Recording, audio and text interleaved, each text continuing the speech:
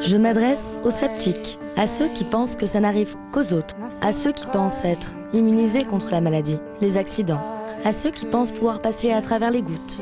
Je m'adresse aussi aux décideurs, aux responsables, à tous ceux qui refusent leur chance aux gens différents, à tous ceux qui jugent sans connaître, sans comprendre, à tous ceux qui pensent que différence n'est pas synonyme de compétence, de performance. Vous vous trompez.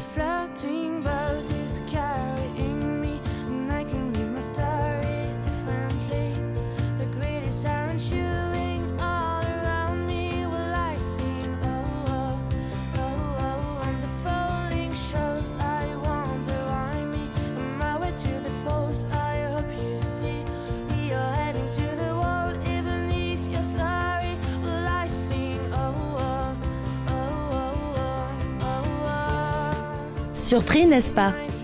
Peut-être admirez-vous certains d'entre eux?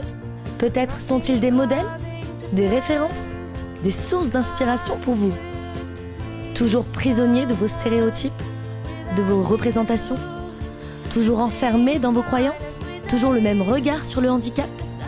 Parce que regardez, le handicap, c'est aussi ça.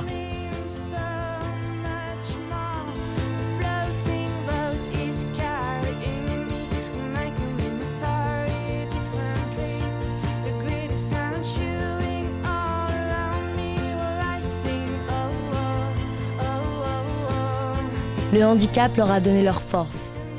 Leur différence leur a permis de développer d'autres ressources, d'autres compétences.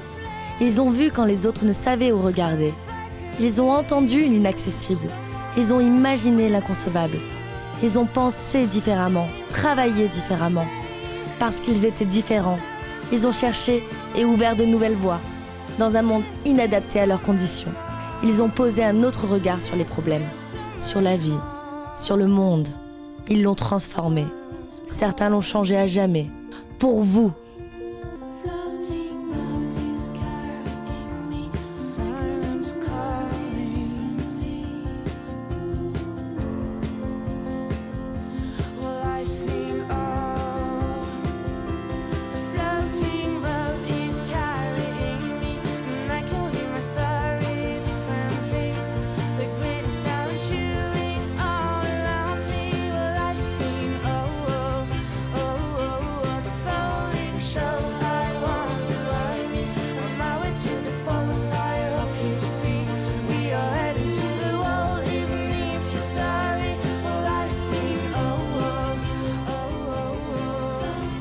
Ces personnes sont des exemples et sources d'inspiration pour des millions d'autres.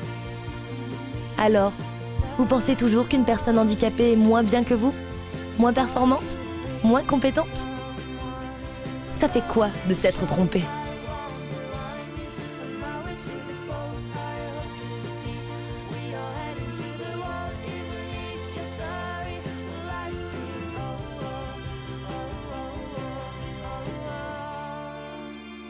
Bravo et merci pour l'originalité de cette production qui nous amène à parler aujourd'hui de la place du handicap dans l'entreprise.